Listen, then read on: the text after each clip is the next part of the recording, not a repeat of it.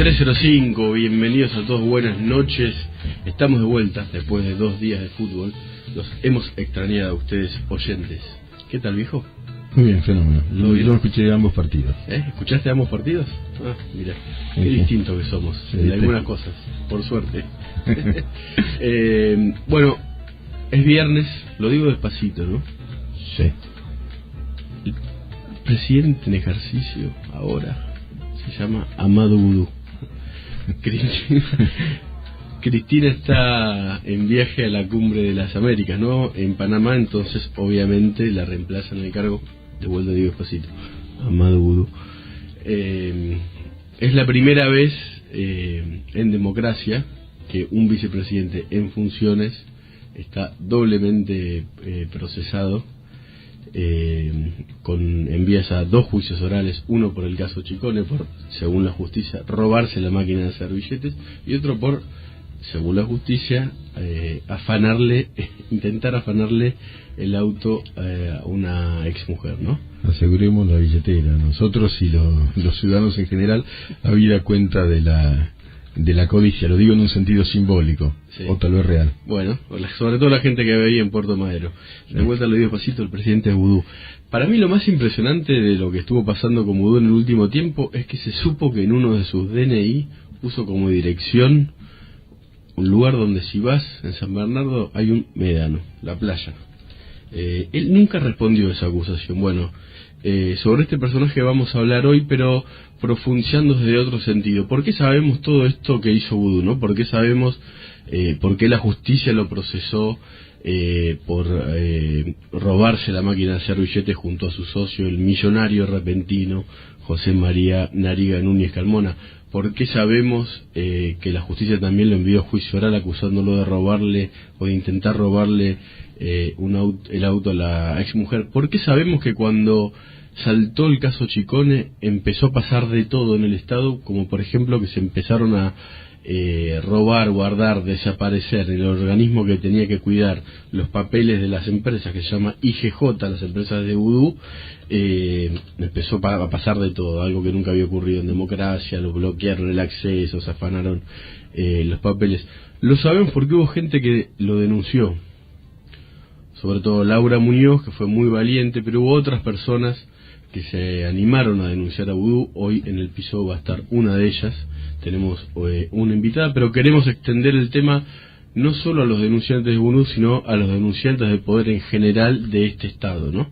Sí, ¿qué es cuáles son las consecuencias de decir la verdad, al fin y al cabo? Y en este país, en estos momentos, de pronto decir la verdad no es otra cosa que denunciar y padecer la consecuente persecución. Claro. Antes de seguir con el programa, para que ustedes puedan reflexionar junto a nosotros, invitamos a la mesa, como siempre, a la mejor voz que van a escuchar esta noche, por lo menos hasta las 12, a nuestra mágica y sensual locutora. Buenas noches, Nicolás. Hola. Buenas noches, Miguel. Hola, buenas noches. Qué linda voz. Bueno, ahora nos va a contar entonces cuáles son las vías de comunicación. Las vías de comunicación son 5168-0790, facebook.com/Radio Mitre, el Twitter @Radio Mitre.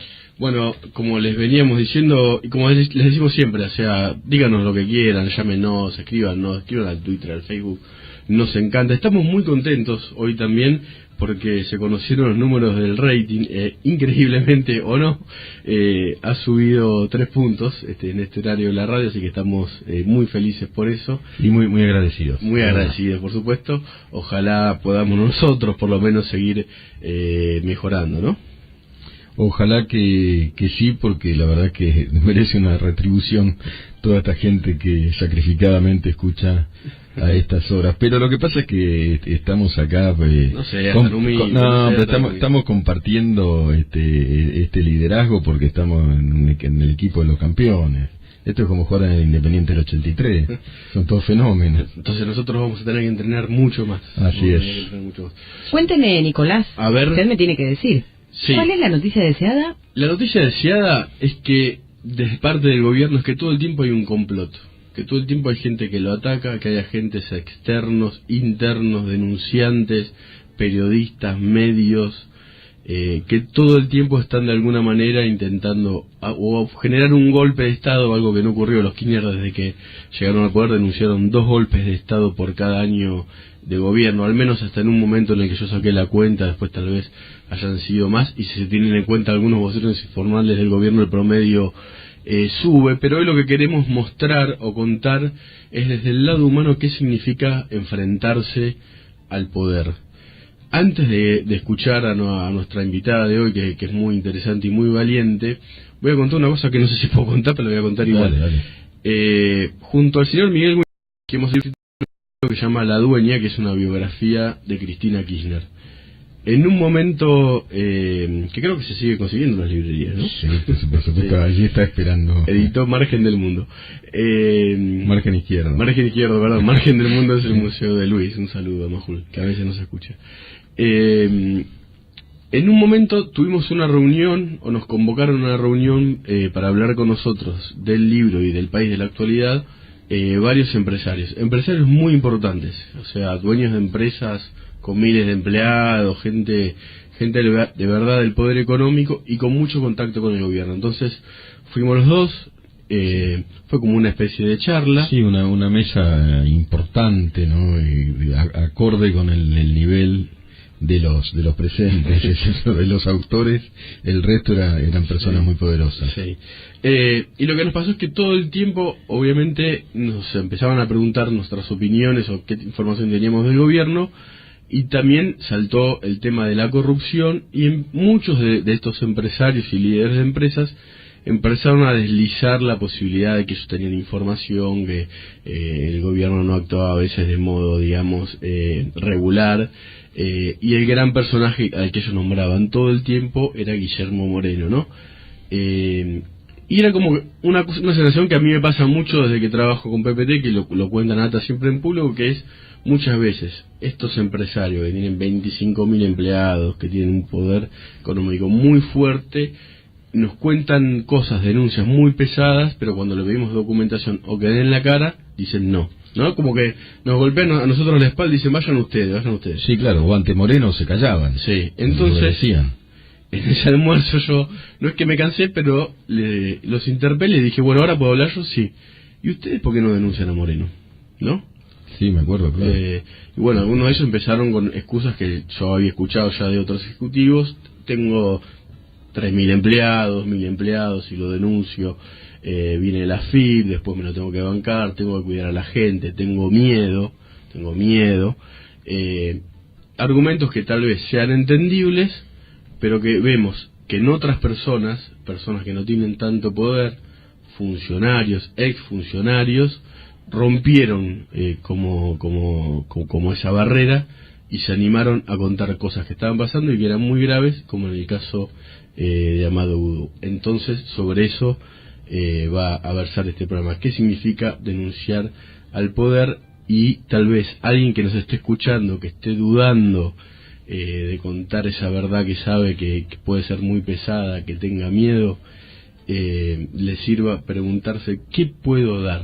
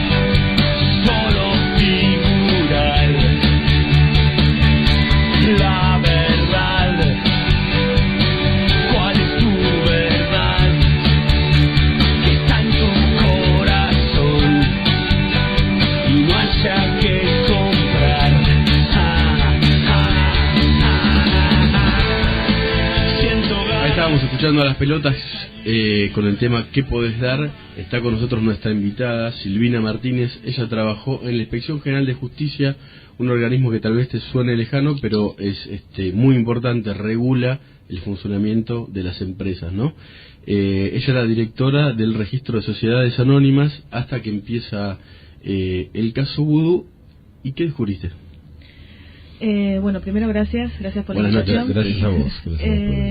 Lo que descubrí es que había un encubrimiento muy fuerte, muy marcado, directo, o sea, no era a mi parecer, sino que era directa a las órdenes, de no entregar ningún tipo de información que tenía que ver con alguna de las empresas que estaban vinculadas a Vudú.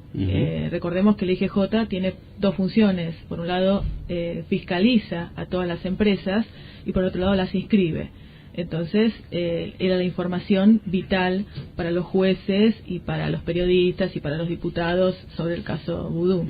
Esto fue en el 2012, ¿no? Esto fue en el 2012. Tenías un cargo importante ahí. Claro, yo tenía un cargo bastante importante, o sea, venía el inspector general y yo estaba segunda en el cargo, junto con otros 3 directores, pero básicamente mi función era tener a cargo los pedidos de informes y los oficios. Entonces fue una época en la cual llovían pedidos de informes y oficios judiciales de todo lo que estaban investigando, ¿no? De los procesamientos que vimos después.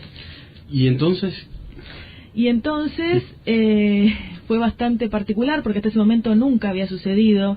Yo estaba en el cargo desde el año 2010 sí. Y había entrado en el 2004 en el organismo. ¿Vos, siendo funcionaria, alguna vez habías imaginado la situación de si me encuentro frente a como un delito o algún posible delito de corrupción, qué haré? ¿Lo habías imaginado o no?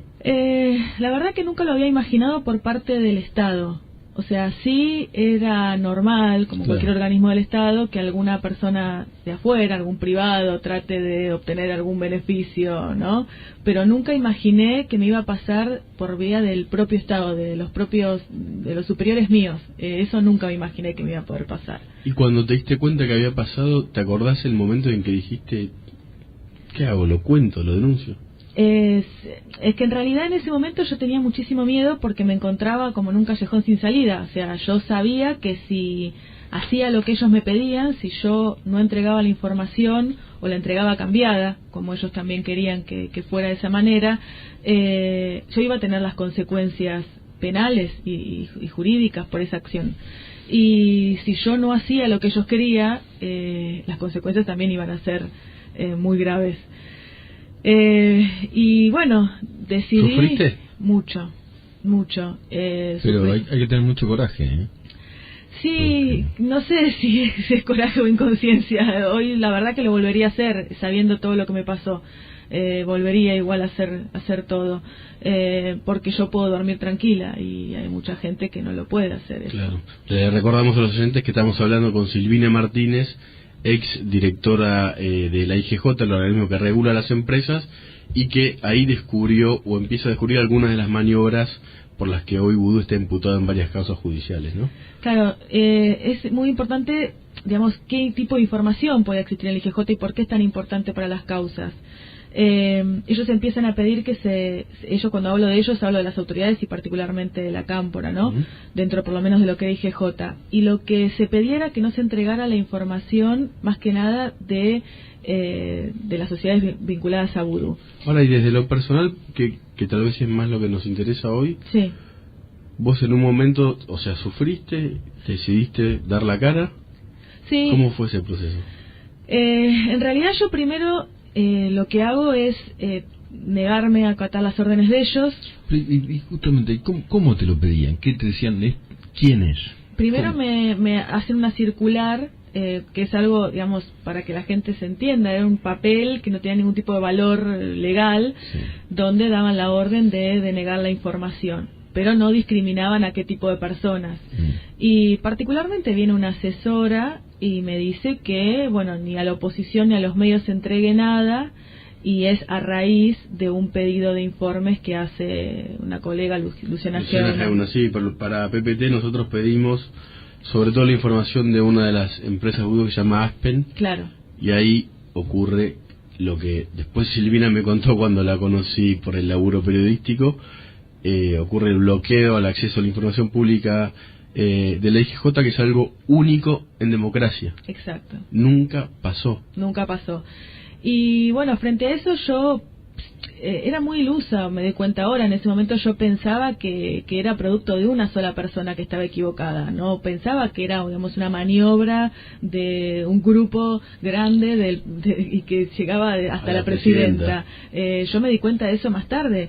Entonces, cuando yo me niego a acatar esta orden verbal de una asesora pensando que era solamente una idea de ella, me voy de licencia porque me hacen la vida imposible y después me desmantelan el lugar. Entonces, te echan. Exacto. ¿Y de qué manera te hacían la vida imposible? ¿Qué te hacían?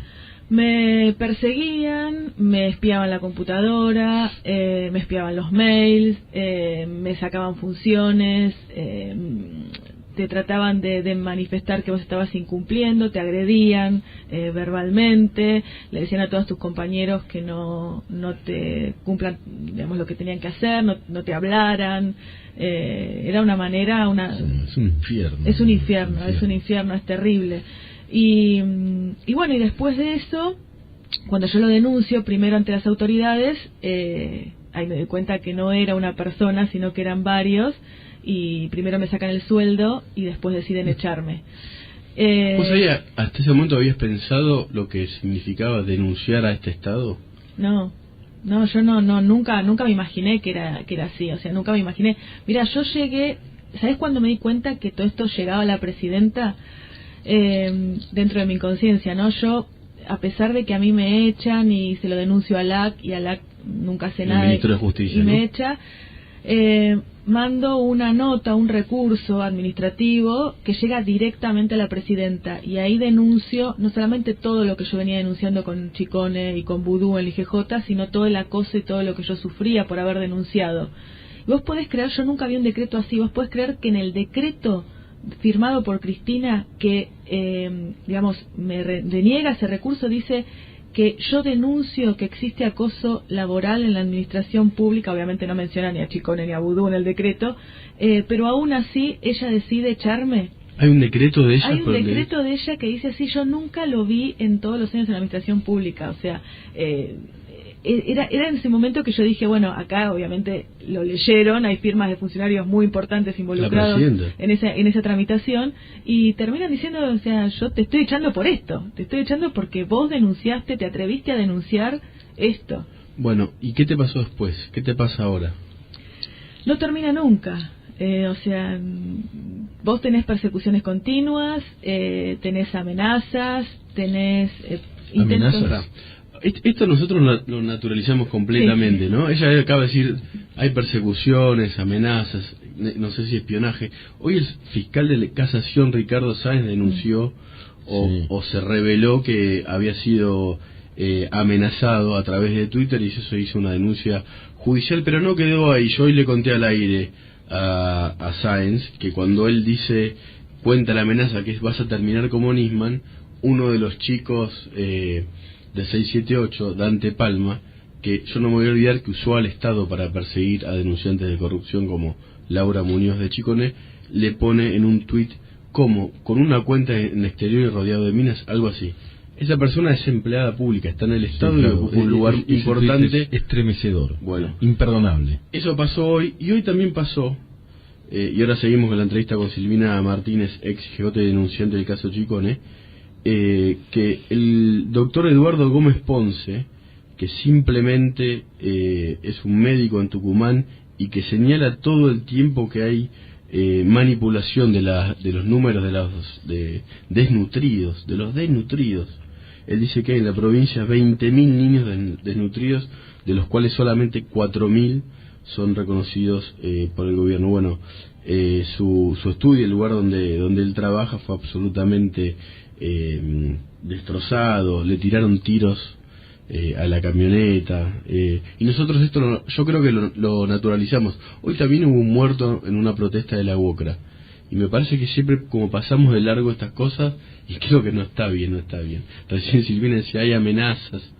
Sí, yo siempre cuando pasa esto cuento una anécdota, ¿no? Que me preguntan, bueno, vos te pasó algo, y yo digo, bueno, no, en realidad no, a mí como naturalizándolo y pensando que, bueno, claro, nadie me puso un revólver en la cabeza, ¿no? Hasta llegar a ese extremo. Pero sufrí muchísimas amenazas, sufrí muchísimas persecuciones, las sigo sufriendo, desde causas penales inventadas, sumarios inventados, te cortan la libertad para poder trabajar, te sacan de lugares en la facultad, todo lo que ¿Te sacan de lugares en la facultad? Sí, yo estaba dando clases en la facultad y me sacaron de ahí. Olvídate que yo pueda entrar a cualquier lugar a trabajar que dependa del ámbito estatal y aún del ámbito privado, porque también ejercen presiones sobre la gente que contrate, aquellos que hayan sido denunciantes de hechos de corrupción. Y bueno, lo último es que cada vez que me presento aún a declarar en causas penales donde me llaman, producto de mi experiencia dentro de IGJ, después como resultado tengo una causa penal por esa declaración, ¿no? O sea, vos estás imputada en causas penales por haber denunciado al poder. Exacto, yo tengo 2 causas penales en las cuales estoy imputada. Una es por falso testimonio de Notesur, después de haber declarado, y bueno, como resultado por haber dicho que la sociedad de la presidenta, como otras tantas, no tenía los papeles en regla. Bueno, me ligué una causa penal y una imputación. Aunque después Notesur puso los papeles en regla, oficialmente. Claro, tal cual. No sé en qué tengo el falso testimonio, ¿no? Pero bueno. Y después por la pérdida de los expedientes de Chicone. Lo mismo que yo denuncio, adulteran un sumario y me terminan intentando de culpar a mí, también a y la gente de la Cámpora. ¿Y qué esas amenazas? ¿Qué te dicen? ¿Cómo te amenazan? Te amenazan con que no vas a poder conseguir más trabajo, con que tengas cuidado. No, nadie, por eso yo digo, nadie te pone un revólver directamente, claro, pero es efectivamente amenazante. Sí, totalmente. Además te pasó después. Claro, exacto, me pasaron cosas, me han robado, me han seguido, o sea, tuve todo ese tipo de persecuciones continuas. A ver, estamos hablando con Silvina Martínez, ex IGJ, denunciante del hoy, en este momento, presidente de la República, Amado Boudou. ¿Qué sentís cuando estás viviendo bajo la presidencia de Boudou? Yo me parece que es vergonzoso, o sea, la verdad me parece muy vergonzoso. Yo no puedo creer que una persona con las características y doblemente procesado siga ejerciendo la presidencia, me parece vergonzoso. Yo sé que es viernes, que muchos de ustedes se quieren ir a dormir tranquilos. En el caso Chicone, Silvina no fue la única amenazada. Laura Muñoz, la primer denunciante, empezó a hablar conmigo. Yo tendí el teléfono un día en el diario Clarín y ella lloraba diciendo: me van a matar. Entraron a su casa en Mendoza, le golpearon la ventana una madrugada, le dijeron cállate puta, le mataron un perro, le robaron cosas a los hijos, le pasó de todo. Hay otro denunciante del caso, José Guillermo Capdevila, ex director de Asuntos Jurídicos del Ministerio de Economía, que se fue del país después de denunciar estaba como por declarar en contra de Amado Boudou. Lo siguieron autos de modo muy tenebroso por el conurbano bonaerense y se fue del país. Hoy Capdevila, que fue la persona que le cuidó la firma en el Ministerio de Economía a Boudou y a otros funcionarios, no vive en la Argentina. Otro integrante o una persona muy importante del caso, que se llama Guillermo Renwick, cuñado de Nicolás Chicone, o sea, miembro de la familia que le terminó por vender o entregar la empresa de billetes a Amado Boudou, un día es citado, y esto hay una causa judicial y se comprobó que el testimonio de Renwick era muy verosímil. Fue citado por el socio de Boudou, insisto, el millonario repentino José María Núñez Carmona, a un yate en Puerto Madero. Renwick fue solo en ese lugar, y después en un departamento también en Puerto Madero, Núñez Carmona le dijo que se deje de joder con intentar declarar en contra del vicepresidente porque le iban a quemar a los hijos. Renwick, como Martínez, declaró igual y denunciaron. Después del informativo seguimos con la denunciante Silvina Martínez, ex IGJ. 23:30.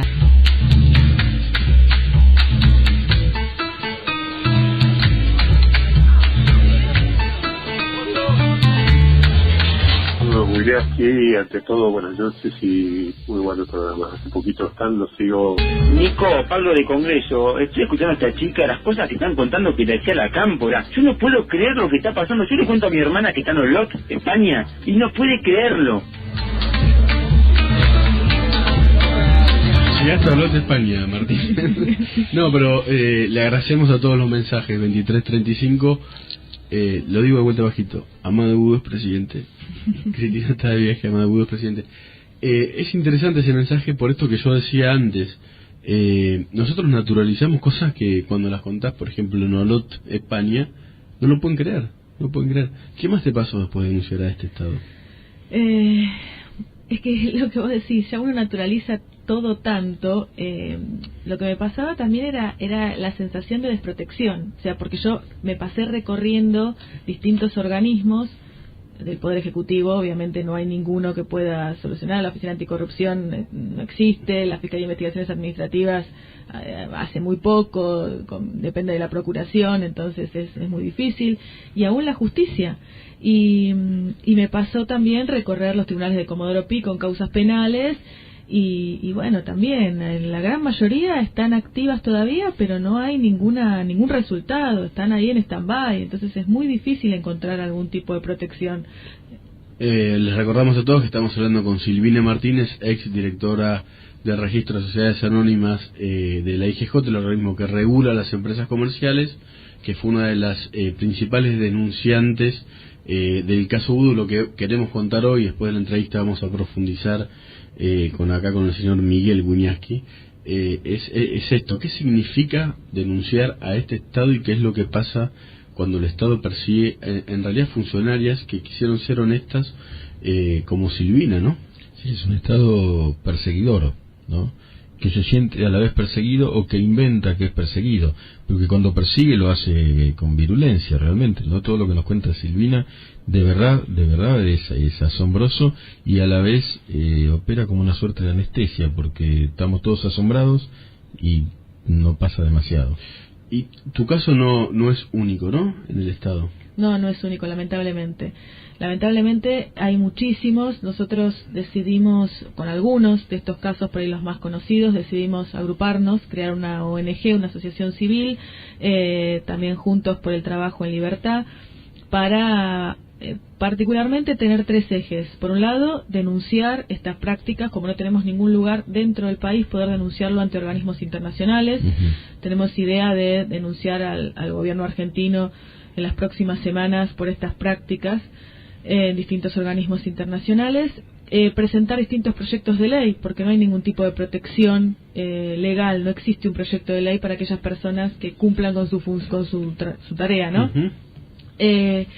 También queremos presentar otro proyecto que tenga que ver con la responsabilidad de los funcionarios y no del Estado, porque yo todo lo que les cuento obviamente implica como consecuencia una acción judicial que yo estoy haciendo y todos los damnificados hacen, que en definitiva pagamos todos porque tiene que ver que va a pagar el Estado.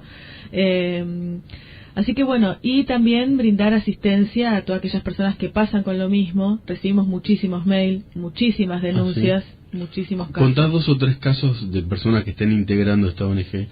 Bueno, tenemos el caso de gente de Cancillería, Sandra Bota, sí, que le pasó lo mismo, algo muy similar en ese organismo con la Cámpora. Tenemos el caso de Graciela Bebacua, que es del INDEC, claro, gran conocido también de todo lo que sufrió con Moreno. Tenemos el caso de Secretaría de Energía, de Laura Hack, que también fue despedida por las opiniones de su marido, perseguida ideológicamente por las opiniones de su marido. Y otro caso de Fernando Escanavino, que también estaba en IGJ, también relacionado con el tema de vudú. ¿Te levantás todos los días y decís, hice bien? Totalmente, y te digo, lo volvería a hacer, y yo volvería a denunciar y volvería a hacer exactamente lo mismo. ¿Y si hay alguien que está en el Estado ahora y que tiene miedo de denunciar algún delito, qué le dirías? Que lo denuncie, que denuncie el delito, que busque de qué manera puede estar protegido, pero va a dormir tranquilo. Nosotros nos pasa lo que nos pasa como país porque nadie denuncia. Gracias, Silvina. Gracias. Muchas gracias. Bueno, Silvina Martínez, ex directora del Registro de Sociedades Anónimas de la IGJ, hacía su trabajo, estaba hace muchos años ahí. Un día se descubre que sus jefes le empiezan a pedir que oculte información sensible sobre Amado Vudú. Y Silvina, recién escuchábamos el tema de las pelotas, ¿cuál es tu verdad? ¿Sabes lo que hizo? Sufrió un poco, pero después contó la verdad. Gracias. Muchas gracias.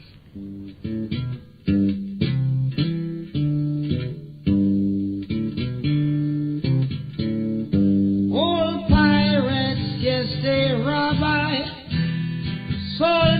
to the merchant ships,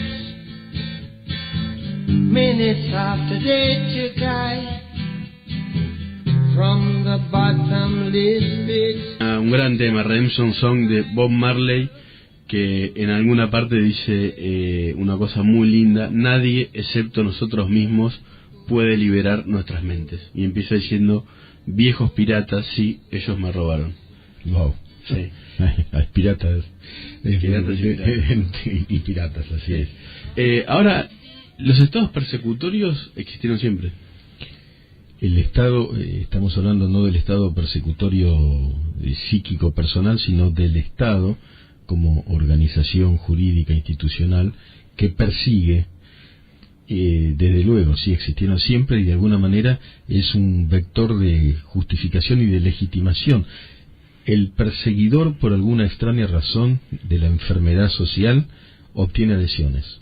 Es como que genera una adicción el hecho de perseguir, de encontrar villanos, supuestos villanos, y convocar a los demás, como en el circo romano, a bajarles el pulgar y a perseguirlos efectivamente. Son los llamados chivos emisarios, ¿no? Ahora, el estado perseguidor tiene que ver con la sensación de ser perseguido, pero que esto se acentúa enormemente cuando quien ejerce el poder es una persona, cuando hay un unicato, cuando hay una persona que es perseguida, algo así como un esquizoparanoide, quiero decir, es una metáfora, no estoy hablando literalmente.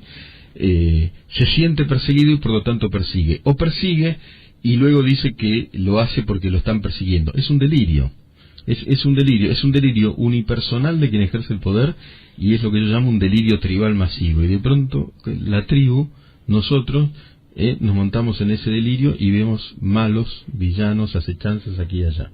Bueno, Cristina, es una estrategia, ¿no?, de kirchnerismo denunciar complots todo el tiempo. Y hablando un poco de la paranoia, Cristina ayer condecoró al médico que la operó, a ella misma, sí, en un acto bastante bizarro, raro, en el Senado, demencial diría yo, porque la presidenta premiando al médico que la operó ella misma, y además en un hospital que no era público, bueno, no importa. Pero en una parte ella cuenta que cuando el médico la va a operar, dice: ¿y este me va a hacer algo?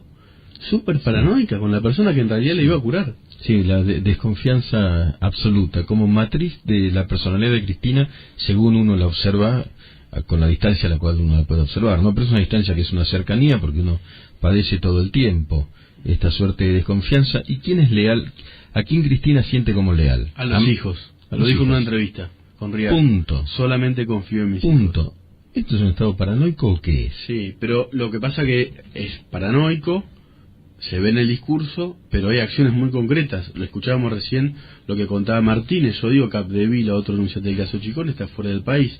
Laura Muñoz, por suerte, al principio, ahora por suerte está bien, pero al principio, y yo la acompañé telefónicamente y alguna vez personalmente, la pasó muy pero muy mal, porque Vudú tenía mucho poder. Lógico, porque el perseguidor del Estado, para intentar volverlo, decir por ejemplo que estaba loca. Eso hicieron en el programa 678, y yo no me voy a olvidar de que en ese programa y también lo atacaron a Capdevila y a otros testigos de corrupción. Yo no me puedo olvidar que que se usó la televisión pública para perseguir a denunciantes de casos de corrupción, porque si esos chicos que trabajan en esos programas solamente pueden ganarse el sueldo, o quieren ganarse el sueldo, defendiendo a funcionarios hipercorruptos e hipermillonarios, es una cosa que yo deploro, pero qué sé yo. Ahora, si además de defender a esos tipos, como por ejemplo en algún momento en otro programa que se llama Duro de Domar, me atacaban a mí, porque los periodistas también sufrimos la persecución del Estado. Cuando nosotros sacamos La Ruta del Dinero acá, en el programa de Duro de Domar, conducido por Tonietti, ellos decían, y se cagaban de risa, de que yo había bajado los documentos de la denuncia de una empresa Tigan Inc. de internet, como que yo lo había truchado. Yo la verdad que lo vi un par de veces, yo no podía creer eso.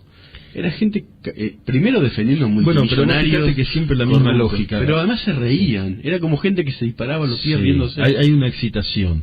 Algo lo dijo antes Laura Di Marco, en el programa anterior, de evaluar al denunciador, ¿no? Bueno, pues, lo mismo, fíjate que con el periodismo todo el tiempo. o con Nisman.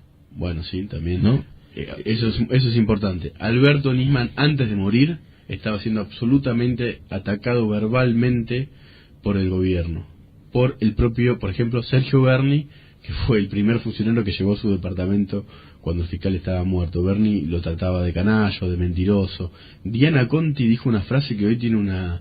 se reactualiza de un modo que da miedo. Dijo públicamente Diana Conti: les decimos a las hijas de Nisman que no tengan miedo, que a su papá no le va a pasar nada.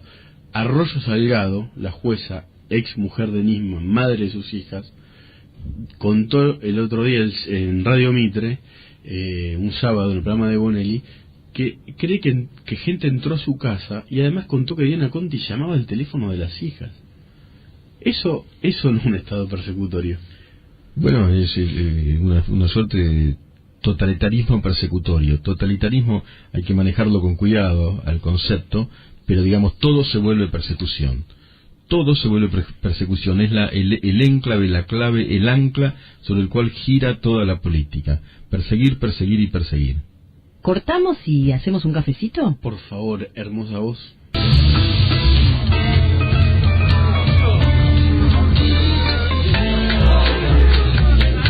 Acá estamos en este bar que no es bar, ni siquiera tenemos un café, agua de por medio.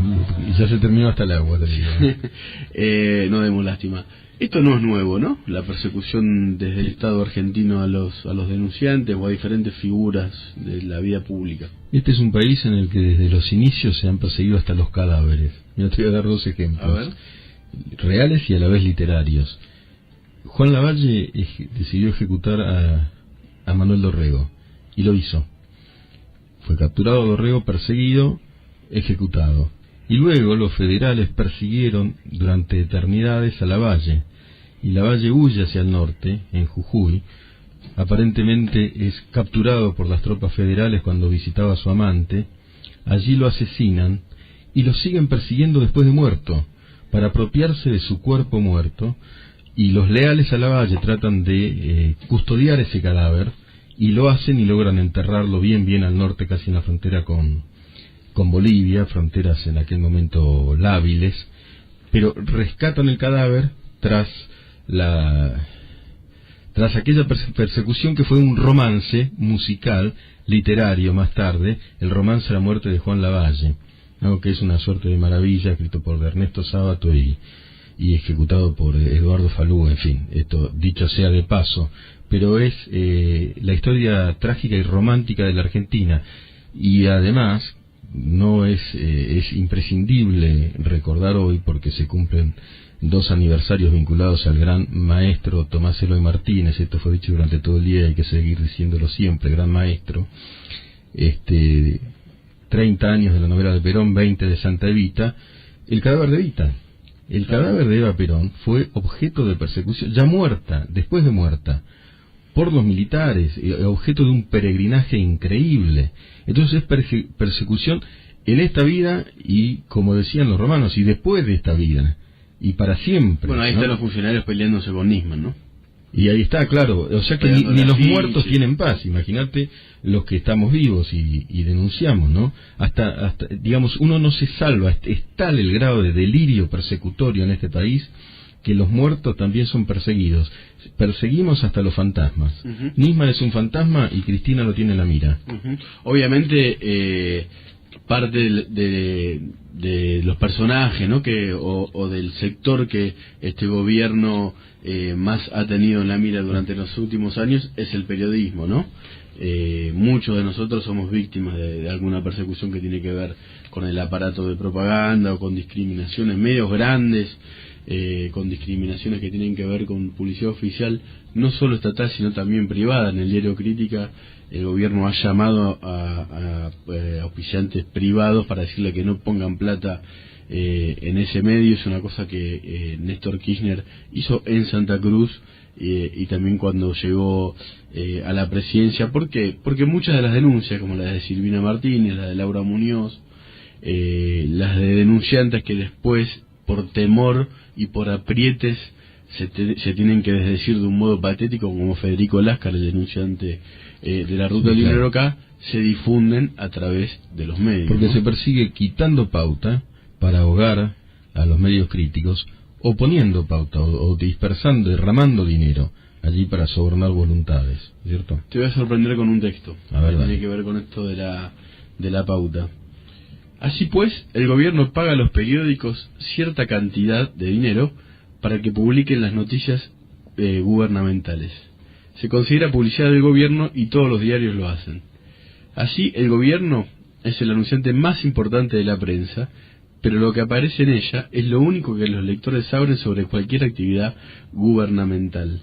Te puedo seguir leyendo algunas frases de este autor que todavía no te voy a decir quién es, ¿no? Después dice también este maestro: cuando uno de ellos, los diarios, se niega a publicar las noticias facilitadas por el gobierno y empieza a atacar su política, uno puede estar seguro de una cosa: de que no ha aceptado el diario, no es el subsidio del gobierno, y que pronto se le sacará la publicidad, ¿no? Un diario cuya única circulación asciende a millones inicia un ataque contra el gobierno, ¿no? Bueno, ahí me fui. ¿Le pidieron ayer eso? No, ya te voy a decir con Bueno, no sé, hace un par de meses ahora. No, mucho más. Es una gran nota que se llama así: el gobierno paga por las noticias. Wow. ¿Sabes quién la escribió? No sé, algún especialista en medios. Un pibe que estaba empezando en 1923 en The Toronto Daily Star, que se llamaba Ernest Hemingway. Qué grande. Estaba hablando de los diarios en París y de cómo el gobierno obviamente apretaba con la pauta oficial, y también es crítico de los medios, ¿no? Porque dice, cuando los medios empezaban a apretar al gobierno es porque querían... ¿Sabes cuánto cobraba por cada nota de esas? No. $40 y 2 botellas de bourbon. ¿En serio? Sí. Bueno, yo no sabía eso, ahí me sorprendiste vos. El libro se llama Publicado en Toronto, son los artículos para el Toronto Star de Ernest Hemingway. Yo tengo acá un prólogo de Rodrigo Fersán que es muy lindo, ¿no? Pero no solo se aprieta a los periodistas por la pauta, sino también con actos públicos, escupitajos en la Plaza de Mayo. Igualmente, la verdad que yo preferiría como dejar de lado también un poco el periodismo, porque también es parte de nuestro trabajo, ¿no? Sí, pero esta gente como Silvina Martínez, digamos... Claro, eso es otra cosa. Que no tienen por qué trabajar de esto, que podrían haber callado... No, una empleada pública que quiso hacer su trabajo, claro, de modo honesto, en un organismo que se llama Inspección General de Justicia, en una dependencia que se llama Dirección Nacional del Registro de Sociedades Anónimas. Imagínate el caos y la explosión que generó el caso Chicone en todo el gobierno, porque está involucrada también Cristina, que las órdenes para protegerlos llegaron hasta la Dirección de Registro de Sociedades Anónimas de la Inspección General de Justicia, un organismo que tal vez muchos de ustedes ni siquiera escucharon hablar. Esta gente, los Kirchner, transformaron en noticia la IGJ porque se robaron los documentos de las empresas de vudú de ahí, de ese organismo. ¿Por qué? Porque si estaban esos documentos hubiésemos sabido inmediatamente de quién era Chicone Calcográfica, o se hubiese adelantado muchísimo más en la investigación de enriquecimiento ilícito sobre la persona que hoy, lo digo bajito, es presidente, hoy amado es presidente. Dios mío. Argentina está en Panamá. ¿Sabes lo que me asombra? La gente que amenaza a gente como Silvina Martínez. ¿Por qué lo hacen? Digamos, ¿qué tipo de obediencia los sujeta a hacer algo tan indigno, ¿no? Sí. Y lo hacen y me resulta no solamente moralmente inexplicable, sino humanamente inexplicable, y sin embargo ocurre todos los días. Ocurre todos los días y ocurre con empleadas públicas de carrera como Martínez. Por ejemplo, yo me di cuenta que un quiebre también, por lo menos en mi visión de cómo iba esta escalada en el gobierno, cuando Guillermo Moreno presentó una causa penal contra el socialista Héctor Polino, o sea, para meterlo en cana, porque Polino relevaba los precios con una de sus fundaciones o sociedades. O sea, este gobierno fue hasta por Héctor Polino, porque revisaba cómo iba la suba de precios por los supermercados, y así como fue por Silvina Martínez, por Polino, por un montón de periodistas, por Laura Muñoz, por un montón de denunciantes de corrupción, y pido perdón si me estoy olvidando de alguno. También fue por gente muy poderosa como José Aranguren, el presidente de Shell, al que Moreno le inició 54 juicios penales para meterlo en cana. 54. Obviamente Moreno fue lo eficaz fue, digamos que el promedio de su eficacia sobre este asunto fue similar al promedio de su eficacia en la gestión gubernamental. Perdió todos los juicios.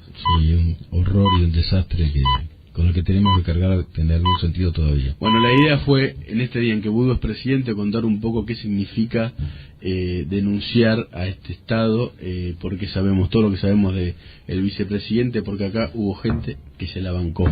Le agradecemos al locutor Sebastián Huarte, a toda la gente que nos ayuda en la producción, a Manuel Amor, nuestro gran productor. Un gran capo entre los capos. Sí. ¿Cómo? No te escucho, amor. No, sos un gran productor, pero estás apretando mal el botón, amor. No te escucho, boludo. Bueno, estamos con problemas técnicos. Le agradecemos al operador también de los viernes, que no sé el nombre porque... Sebastián Huarte, ok, perdón, me confundí yo. Un papelón. Mamadera. Perdón. Si estuvieras más atenta, esto no pasaría. El viernes tratamos un temario 000103. Señores, viernes, hoy, viernes, ya es mañana, sábado. Que duerman bien. Gracias.